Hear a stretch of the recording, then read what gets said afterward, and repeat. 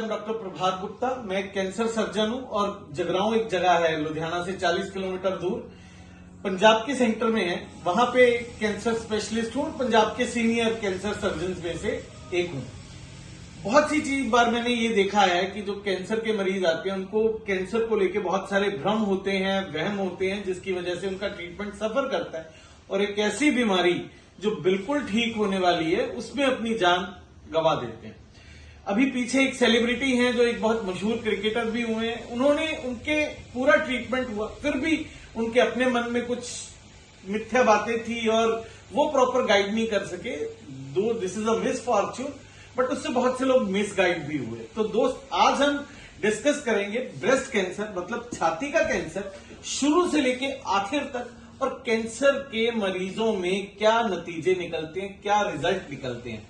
तो सबसे पहले मैं आपकी तसल्ली के लिए आपको एक बात बताना चाहता हूं कि आज बात कर रहे हैं हम ब्रेस्ट कैंसर की, छाती का कैंसर।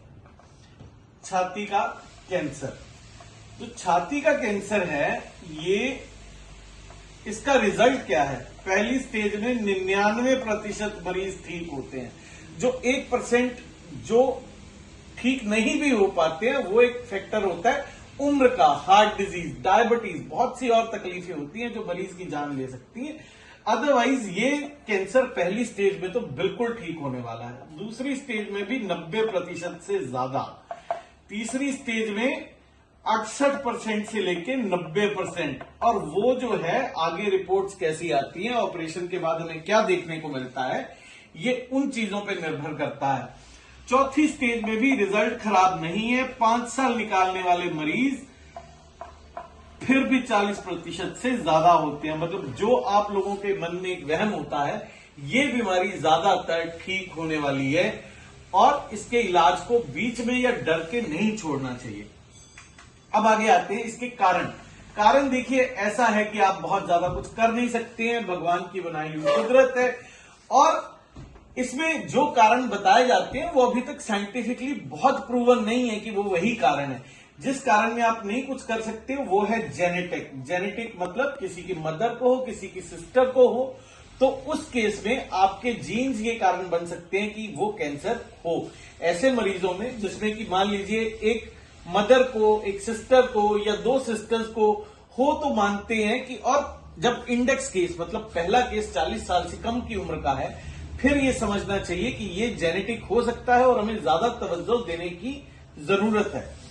तो 2 केस प्राइमरी हो जो फर्स्ट डिग्री रिलेटिव मतलब बहनें, मां और बेटी, ये होते हैं प्राइमरी रिलेशन, और उसके बाद 2 कजन हो और उसके साथ एक केस फैमिली में हो, तो वो भी जेनेटिक की श्रेणी में आता है और आपको उसका देखना चाहिए। और अगर मान लीजिए उस परिवार में कोई फीमेल है या कोई लेडी है, तो उसको जो इंडेक्स केस है, जो पहला केस है, उससे 10 साल से कम उम्र में उस पहले केस के 10 साल कम उम्र से चेक करवाना शुरू कर देना चाहिए।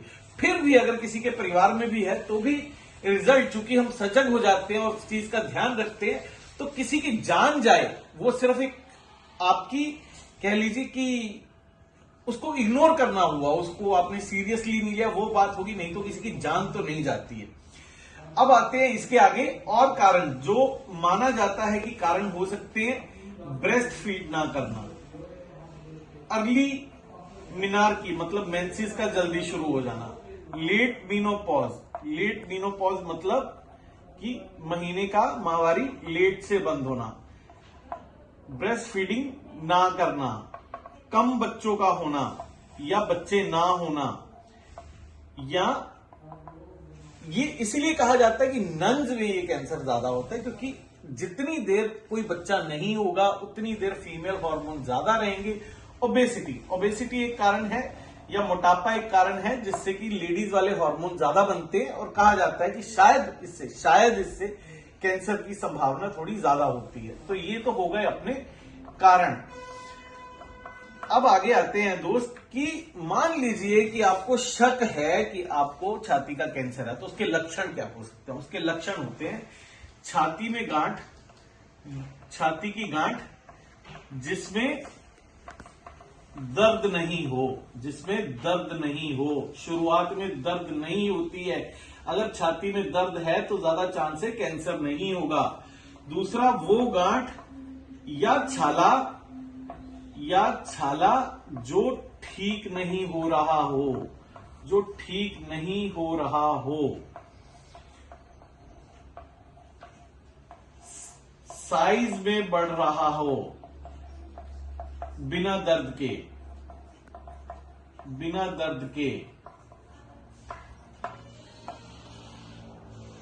कोई छाला जिसमें से खून बहे और जब बढ़ जाता है तो वजन का घटना, भूख ना लगना, ये कुछ सिम्टम हो सकते हैं। और लगातार खांसी रहना, पीलिया हो जाना, ये एडवांस कैंसर की निशानी है, ये 5वें वाली। तो ये कुछ चीजें हैं जिसमें आपको ध्यान रखना है। कोई भी छाती की गांठ देखिए सीरियस हो सकती है, आपको डॉक्टर को तुरंत चेक कराना चाहिए। अब दोस्त, मैं सबसे इंपॉर्टेंट बात करूंगा आपसे, एक सबसे इंपॉर्टेंट बात करूंगा जो है कि पेशेंट हमारे पास आते हैं। देखिए, आज तक मैं मेरे हिसाब से 5 से 7 हजार केस, उससे भी ज्यादा हो सकता है कि मेरे ट्रीटमेंट के अंडर से निकल चुके हैं, पर मैं अभी भी उंगलियों पे गिन सकता हूं कि कितने केस फेल हुए हैं। फेल होने वाले केसेस ही बहुत कम होते हैं। इवन 3rd स्टेज में पेशेंट बिल्कुल ठीक होते हैं, जैसे कि मैंने आपको बताया। तो ये सोच के ट्रीटमेंट ना कराना या अपने मन के वहम को आगे लेके चलना कि देखिए रिजल्ट कम है, तो सबसे पहले जरूरी टेस्ट होता है सुई वाला टेस्ट, जिसको FNAC बोलते हैं या बायोप्सी बोलते हैं। पीस लेने से कैंसर नहीं बढ़ता, पीस लेने से कैंसर नहीं बढ़ता। दूसरी बात, पीस लेना जरूरी है, क्योंकि आप दुनिया की किसी संस्था में चले जाएंगे, वो बिना पीस के टेस्ट के आपका इलाज नहीं करेंगे, और पीस की रिपोर्ट आने में कम से कम 5 से 10 दिन लगते हैं, और कैंसर में इतना समय व्यर्थ करना गलत है। तो अब हम आगे बात करते हैं। पीस का टेस्ट ले लिया। पीस का टेस्ट लेने के बाद जब हमें ये पता चल गया कि छाती का कैंसर या ब्रेस्ट कैंसर है, जब ब्रेस्ट कैंसर है तो क्या करना है? एक तो डॉक्टर आपको चेक करता है शुरू में। दूसरा ये है दोस्त कि कुछ टेस्ट होते हैं जो आपको बताते हैं कि पूरे शरीर में कैंसर कहां कहां पे है, उसकी स्टेज कौन सी है। स्टेज के हिसाब से इलाज किया जाता है। तो टेस्ट का रिपोर्ट जानना इसलिए जरूरी है क्योंकि हम स्टेज जानना चाहते हैं। जब टेस्ट करेंगे तो टेस्ट कौन से हैं, ये आपको चीजें इसलिए बताई जा रही हैं क्योंकि महंगे टेस्ट हैं कई बीच में। तो आपको ये लग सकता है ऐसा तो नहीं कि डॉक्टर व्यर्थ में करा रहे हैं अगर टेस्ट ना कराएं, पर कैंसर में मेरा हमेशा एक चीज का मानना है कि इंटरनेशनल गाइडलाइन है, हर ऑन्कोलॉजिस्ट सेम गाइडलाइन को फॉलो करते हैं, और जो होना है वो होना ही है, वो अटल है, तो आपको वो करना है। तो स्टेज देखने के लिए कौन से टेस्ट होते हैं? सबसे पहले जरूरी test PET scan. PET scan पहली से ज्यादा स्टेज हो तो करना ही होता है। तो पेट स्कैन अगर आपको डॉक्टर बोलता है तुरंत चुपचाप कराना है। अगर पेट स्कैन नहीं करना है तो छाती का और पेट का CT scan with bone scan, ये होता है जो आपको एक सस्ता ऑल्टरनेटिव है। अगर मान लीजिए पहली स्टेज है तो अल्ट्रासाउंड पेट का, और पॉकेट बिल्कुल अलाउ नहीं करती है, पेट का अल्ट्रासाउंड प्लस छाती का एक्सरे प्लस बोन स्कैन, ये टेस्ट जरूरी हैं। ये कैंसर फैल के कहां कहां जाता है?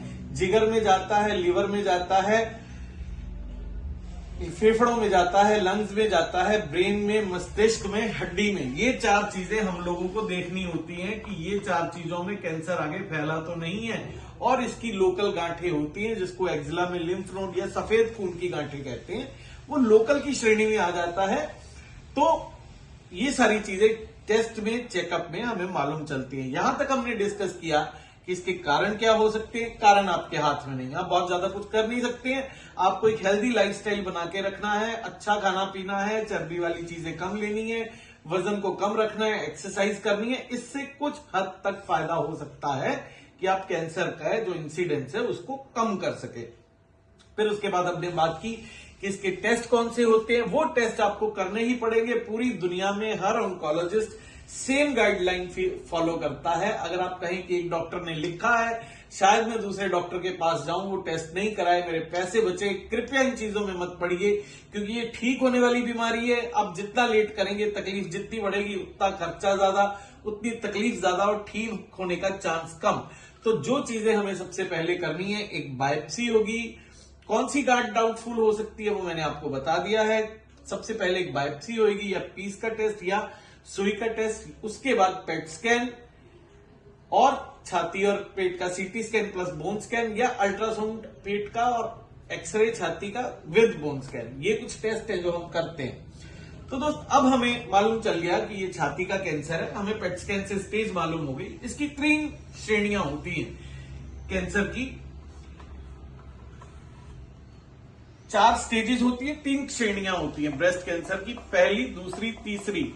एक को बोलते हैं early breast cancer. Early breast cancer का मतलब जल्दी वाला ब्रेस्ट कैंसर, जिसमें नतीजे सबसे अच्छे हैं और हमें तुरंत जिसमें पता चल जाए कि ये कैंसर है, वो होती है स्टेज पहली और दूसरी, जिसको बोलते हैं अर्ली ब्रेस्ट कैंसर।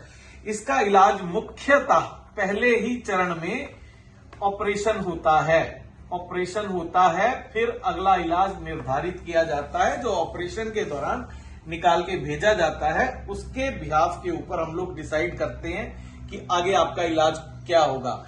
अगर आप जल्दी करते हैं और जल्दी आपका ऑपरेशन हो जाता है, तो ये भी संभव है कि आपकी रिपोर्ट, जो आगे पीस की रिपोर्ट आने वाली है, बायोप्सी की रिपोर्ट आने वाली है, उसमें रिपोर्ट ऐसी आ जाए कि ER-PR एक मार्कर होता है, वो पॉजिटिव आ जाए, आपको कीमोथेरेपी की जरूरत ही नहीं पड़े, आपको किसी इलाज की आगे जरूरत ही नहीं पड़े, इतने छोटे से ऑपरेशन से आपका काम हो जाए।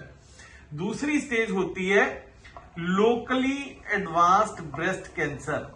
लोकली एडवांस्ड ब्रेस्ट कैंसर जो है, ये तीसरी स्टेज को बोला जाता है।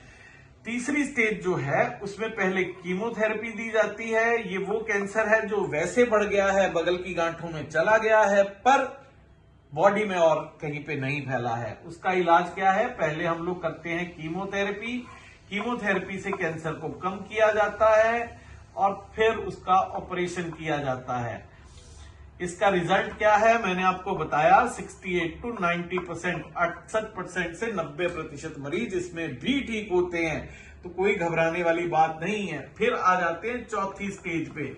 चौथी स्टेज जिसको बोलते हैं फैला हुआ कैंसर या मेटास्टेटिक या distant metastasis cancer, stage 4 cancer. इसमें क्या है? इसमें भी आगे 2 श्रेणियां हैं। कम फैला हुआ ओलिगोमेटास्टेटिक, जब 3 से 5 जगह पे फैला हुआ हो तो भी उसको खराब नहीं गिनते हैं। ये बोला जाता है कि ट्रीटमेंट से वो भी मरीज ठीक हो सकते हैं, पूरे ठीक होने की संभावना भी काफी अच्छी है। उसके बाद आ जाता है जो ज्यादा फैला हुआ हो, डिस्टेंट मेटास्टेसिस, जो ज्यादा फैला हुआ हो, तो उसमें भी हमारे पास बहुत सी संभावनाएं होती हैं इलाज की। Chemotherapy, hormone therapy, immunotherapy. अब दोस्त बात करते हैं हम लोग कि ये आपको कैसे मालूम चले कि मेरी स्टेज कौन सी है। पहली दूसरी स्टेज कौन सी होती है? पहली दूसरी स्टेज होती है जब 5 सेंटीमीटर से कम का ट्यूमर हो, बगल में 1 या 2 नोड पॉजिटिव हो, तो उसको बोलते हैं अर्ली। जो आ जाती है तीसरी स्टेज। तीसरी स्टेज होती है या छाती से चिपका हो, या चमड़ी पे जख्म हो, 5 सेंटीमीटर से ज्यादा का हो और बगल में नोड हो, बगल में गांठ आ जाए, तो ये तीसरी स्टेज या लोकली एडवांस, जिसका की इलाज पहले कीमोथेरेपी फिर ऑपरेशन है। फिर आ जाती है चौथी स्टेज, जब खांसी होने लगी है, जब वजन कम होने लगा है, जब पीठ दर्द करने लगी है, भूख लगनी बंद हो गई है, वो स्टेज होती है चौथी, जिसको कि फैला हुआ कैंसर कहते हैं। ये बिल्कुल नहीं सोचना कि इसमें रिजल्ट नहीं है, इसमें भी अगर आप इलाज से चलेंगे तो एक अच्छी और लंबी जिंदगी आपको मिल सकती है, अगर आप इसको इग्नोर नहीं करते हैं तो। अब दोस्त इस बात पे आ जाते हैं कि इसका ऑपरेशन है, तो ऑपरेशन आखिर है क्या, क्या क्या संभावनाएं हैं। लेडीज को ये चीज रहती है मेरी छाती निकाल दी जाएगी। ज्यादातर आज की डेट में छाती को बचाना संभव है, छाती को बचाना संभव है, जिसको कि कहते हैं ब्रेस्ट कंजर्वेटिव सर्जरी। आप 6 महीने में ये भूल जाएंगे कि आपका ऑपरेशन भी हुआ है। छाती को बचाना संभव है। छाती को बचा के बस इतनी सी बात है कि उसके बाद सिकाई की जरूरत होती है, रेडिएशन की जरूरत होती है, पर पूरी जिंदगी बिना छाती के अगर आप सोचें तो उससे अच्छा ये छाती को बचाया जाए। और छाती को बचाना बिल्कुल संभव है आज की तारीख में। सोचिए, एक कैंसर का इलाज जिसका 4 महीने के बाद आपको कुछ मालूम नहीं है, 4 महीने में आप उसके इलाज को भूल जाएंगे, शरीर का कोई अंग नहीं निकलेगा, जिंदगी पहले की तरह। बस इतनी गलती नहीं करनी है कि पीस का टेस्ट नहीं कराना है, मुझे ये टेस्ट नहीं कराना है, ये महंगा है। आपकी ये छोटी छोटी गलतियों की वजह से आपको जान देनी पड़ सकती है। जब ये फैल जाता है, फेफड़े में पानी भर जाता है, जब आप रोज अस्पताल में भर्ती होते हैं, जब सांस नहीं आएगी तो भर्ती होना पड़ेगा। जब इन दिक्कतों का सामना करना पड़ता है, जो खर्चा हजारों का है वो लाखों में चला जाता है। तो अगर आप ये सोचें कि आज की डेट में मैं पैसा बचा लूं, या मैं आज की डेट में ये मुझे ज्यादा बताया जा रहा है, या पीस लेने से कैंसर बढ़ जाएगा, कृपया इन दुविधाओं में, इन भ्रमों में मत पड़िए। तो दोस्त, अब हमने बात करी कि ये इलाज ऑपरेशन तक की। ऑपरेशन के बाद जो रिपोर्ट हम भेजते हैं उसके ऊपर निर्धारित करके कीमोथेरेपी, मान लीजिए खराब कैंसर हो तो 1 सेंटीमीटर या आधे सेंटीमीटर से ज्यादा हो, बगल में नोड पॉजिटिव हो, या किसी भी तरीके से एडवांस्ड या खराब फीचर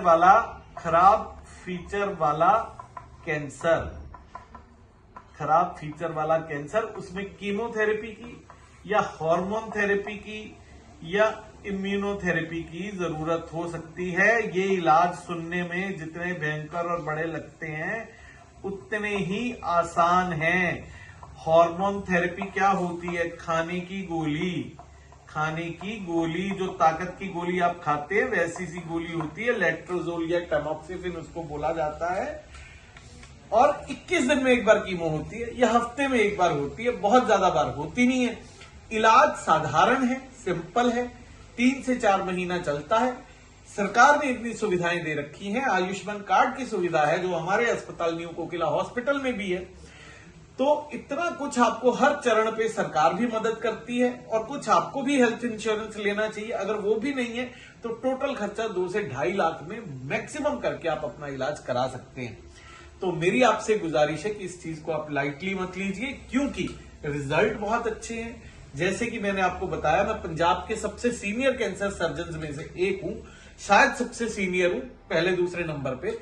और मैंने मैक्सिमम केसेस देखे होंगे। मैं टाटा मेमोरियल में रह चुका हूं, गुजरात कैंसर में काम किया है मैंने। इतने हजारों केसेस में से मैं उंगलियों पे गिन सकता हूं कितने केसेस को वापस हुआ होगा।